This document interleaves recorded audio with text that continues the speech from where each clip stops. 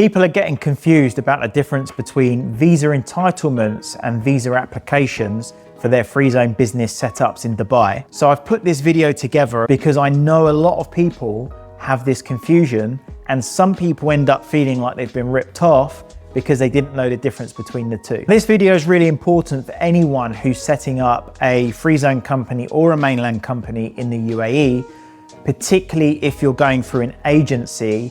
Most people who are getting their visas issued will be going through an agency of some sort. So it's really important that you understand the difference between these two phrases of visa entitlements versus visa applications and what the difference is, because people do use them interchangeably, and sometimes when you don't understand what the difference is when they're quoting you, you may not understand what you're actually looking at and think you're getting a great deal, only later to be disappointed and find out that it wasn't what you thought. But this also applies even if you're setting up directly with a free zone, particularly if they're going to do your visas for you. It's important that you know this. I'll just explain real quick. One is specific to the company trade license and one is specific to you. This wasn't a planned addition to the channel, it's just because it has come up quite a few times recently, so I thought I'd cover it. Firstly, I'll let you know, because a lot of people don't understand this. When you open up your company in Dubai or anywhere in the UAE, it's your company that sponsors your visa. You don't get some like magical visa that is only for business owners. It doesn't exist. It's the same type of visa that one of your staff members would get if you sponsored them to come and live and work in the UAE. So I'll start with visa entitlements. What are they? Visa entitlements are part of your company trade license. What this will allow you to do on your free zone license, for example, mine that I have with IFSA, it will allow me to sponsor a certain number of visas as I choose on my license. IFSA, for example, who I'm set up with, they allow you to sponsor anywhere from 0 visas, which would include you, which means you wouldn't be able to sponsor yourself, to many visas if you had many members of staff who you needed to sponsor a visa for them to come and reside in the UAE. If you, as the business owner, need a visa in the UAE because you want to come and live here and you want to take advantage of like 0% income tax rates, for example, if you're UAE tax resident, then you will need at least one visa entitlement on your company license. Your company license will be issued before you have a visa. So your visa entitlement will be issued at the time that you set up your company. Now, for people who might be tempted to be like, well, do you know what? My business plan shows that I'm gonna grow to like 50 members of staff in the first 9 months. So let me just ask for 50 visa entitlements. Now, firstly, you're gonna be in for a bit of a surprise. Don't do that. Be realistic. And here's why. Each visa entitlement costs you more money per entitlement. Effectively, a visa entitlement is saying, this is how many people that you can have sponsored by your company to live in the UAE at any one time. I'm not even sure you'd be able to sponsor 50 visas on a free zone license. I think with my free zone, they cap it out of 10, but I'm not 100% sure on that, to be honest. Plus, as I've mentioned in previous videos about free zones and the differences between mainland companies, there are rules and regulations for you to adhere to. With IFSA, who I'm set up with, you can have up to 3 sponsorship entitlements on your license before you would need a physical office. So if you had a 4th one, you would require a physical office with IFSA for you to be able to have that company license.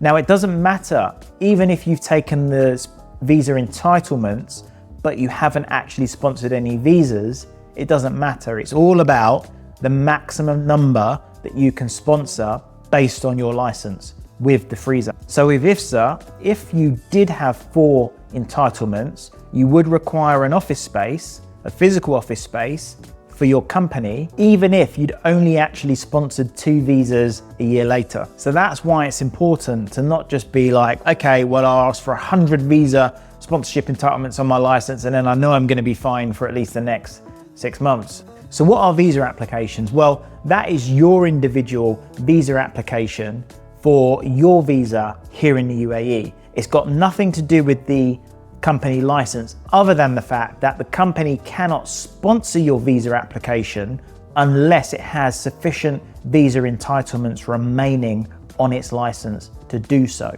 So your residency visa application in the UAE, most commonly you'll be designated either a general manager if you're owning the company, an investor, or a partner. There are differences between them. I'm not going to get into that here because it's not the purpose of the video. There will be one coming in the future about that. And of course, there's also rules and eligibility criteria and all sorts that you need to adhere to, which is where having an agent who is actually honest and reliable early on may be helpful, or make sure you ask the free zone directly if you are going to go direct about the specific rules about you, because they may not get to that until after the company license is set up. And it's not their responsibility to ensure that you are actually eligible for you to be able to get a visa in the UAE. So to sponsor the residency visa application, first of all, you need to have enough visa entitlements remaining on your company license. Once you've submitted the initial application, what happens next is an e-visa is issued to the visa applicant. That e-visa will allow them to enter the UAE, and they must complete all of the necessary criteria like the medical, the biometrics, and the Emirates ID application, all of that within 60 days of the e-visa being issued. Otherwise, it will all just be cancelled and you go back to square one.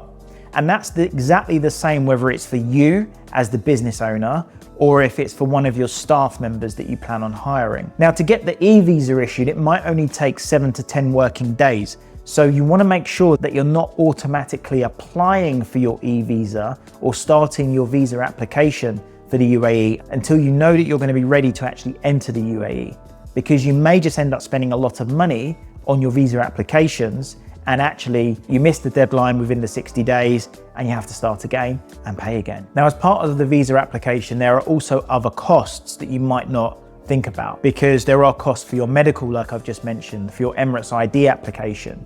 You've obviously got your transport costs, your hotel costs, all that stuff is not covered usually, unless it specifically states it is, but do not assume it is.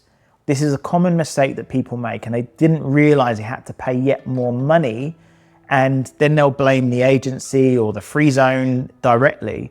But actually, it wasn't them at all. It's just the fact you didn't ask or didn't read the terms and conditions or whatever, you just assumed. So this is the point of this video, is so you're not making that assumption, so that you can at least know to ask. Typically with our clients or those that go directly with IFSA, you may find that it's about 800 dirhams. Let me just check that on the calculator, which is about $215 or 175 British pounds for your medical and your Emirates ID application, and the biometrics is normally included in that cost for you, plus also whatever your flights and hotels and stuff will cost. And you also need to bear in mind that there's no guarantee that your visa application will actually be successful. It is an application. Checks are done on you back in your home country. There are eligibility criteria here. You may not pass the medical test, which is a general screening questionnaire, plus also a blood test to check for HIV, and also a chest x-ray to check for tuberculosis. I've actually done a video before on the visa process, which you can find a link to in the description, or I might be able to put it on the screen somewhere for you to go and watch that process if you want to know more about how that works. But they may reject your application, and again, it's not the fault of whoever's processed your application for you, particularly if it's something that hasn't been disclosed. So although from my personal experience so far, it's been very rare to see any visa applications declined, there are certain nationalities which will automatically be declined if you put through the application, and some agencies will still process your application knowing full well it's really unlikely that it's going to be successful. And don't expect to get your money back. You're just never going to see it again because they've done their bit in processing your application. So please be careful, do your homework. If you need to find out what those countries are, I've got a whole list of them. Contact me at Handler Zone, and the team will be able to help you out with that. And there are some other exclusions, but I will talk about that on another video. So bringing this all back together, why is it important? It's important because people get confused between visa entitlements and visa applications. Sometimes agencies or you just may generally be using it as a general term. It's not a general term. If something says that X amount of visa entitlements are included in the cost, and you think, oh great, I've got a great cost here, you may not realize that doesn't actually include your visa application, or it may do if they've used it as a general term. So you need to check that, because the cost of the visa separately may significantly increase your overall fees if you didn't realize that wasn't the visa entitlement and actually you had to pay for it all separately, which is often the case. And the advisor, particularly if you've not asked the question, may assume that you know. So if you've gone to a free zone directly or you used an agency, they may not realize that you don't know the difference between the two things. Assuming that you do, you're assuming that you know what it is. And because of the lack of communication, you're now going to be faced with extra costs that you weren't expecting. As with all things in Dubai, they're not cheap. Costs may vary, but they're just not going to be cheap, particularly if you're using an agency to do it, which, as I've said, most people, that's the way that they go, because it's quite an in-depth process. If you don't know how to navigate it, you're going to be stuck, basically. And one other common misunderstanding that I'm going to cover right now is your company visa entitlements. They're not intended for you to sponsor family members, unless your family members, of course, work for your company. They are company sponsored visas. They're meant to be for staff members, for the owners and staff members. So if you've got a partner or a child of yours who is not actually working for the company and they don't own the company, those visas are not intended for that. There are separate visas to that.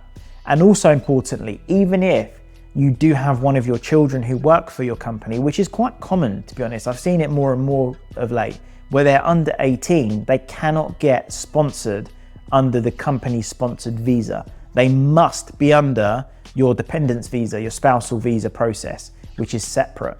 There are lots of rules and around the spousal visas, who qualifies and whatever. Essentially, you need to be married, legally married, and they need to be your children that you're sponsoring to bring into the UAE. If you're interested in the spousal visa and the dependence visa process, let me know in the comments, because I might be able to do a sit down with someone who's actually been through that process to talk about that process with you, so you can understand in more detail how it actually works. So anyway, that's the end of this video. If you do want help getting your free zone company set up here in Dubai, I've got a couple of options for you in the description. Have a look, click on the one that suits you best. And if you have any other questions, leave them in the comments, because it's most likely other people also have those same questions and they just haven't asked them. So ask away. It may form the basis of another video in the future. Anyway, my name's Aaron Henriquez. Thanks for staying with me. Like, subscribe, comment, share with someone who you think this might be helpful for, and I'll see you next time. Bye.